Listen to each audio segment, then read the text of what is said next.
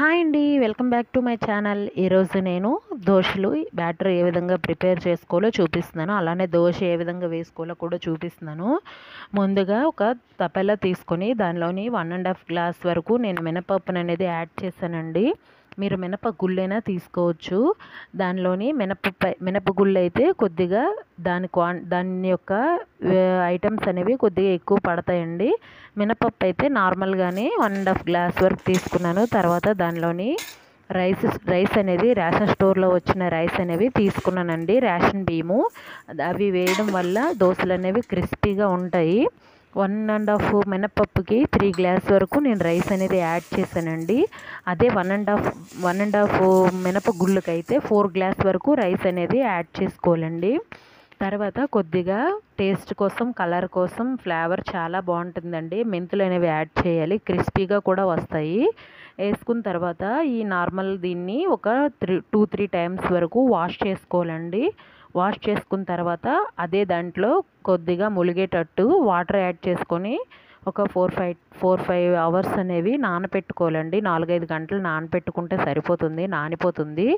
అప్పుడు తర్వాత 2-3 టైమ్స్ మరొకసారి కడుక్కొని ఒక మిక్సీ జార్ తీసుకొని దానిలో మిక్సీ పట్టుకోవాలండి. మెత్తగా గరుగ్గా లేకుండా మెత్తగా మిక్సీ పట్టుకోవాలి. పట్టుకున్న తర్వాత వేరే గిన్నెలోని కొద్దిగా అటుకులను అనేవి తీసుకొని అవి ఒక 5 మినిట్స్ నానపెట్టుకొని మనం మిక్సీ పట్టిన దాంట్లో వేసి మెత్తగా మిక్సీ పట్టుకోవాలండి. మిక్సీ పట్టుకున్న తర్వాత ఈ పిండిలో వేసి బాగా కలుపుకోవాలి. కలుపుకున్న తర్వాత దీనిపైన మూత పెట్టి ఒక 5 అవర్స్ అనేవి బయట విడిచిపెడితే అది బాగా పులుస్తుందండి. దోశలు ఎప్పుడు పుల్లగా ఉంటే చాలా టేస్టీగా ఉంటాయి. నేను నైట్ మిక్సీ పట్టాను. మార్నింగ్ లేసి దోశలు వేద్దామని చూస్తే ఈ విధంగా పులిసిందండి. దానిలోని కొద్దిగా బాగా కలుపుకొని కొద్దిగా సాల్ట్ అనేది యాడ్ చేసుకొని కొద్దిగా వాటర్ వేసుకొని దోశ బ్యాటర్ లాగా బాగా కొద్దిగా పల్చగా కన్సిస్టెన్సీ అనేది ఉండాలండి. బాగా చిక్కగా ఉన్న దోశలు అనేవి లావుగా అయిపోయి ఏమీ బాగోవు.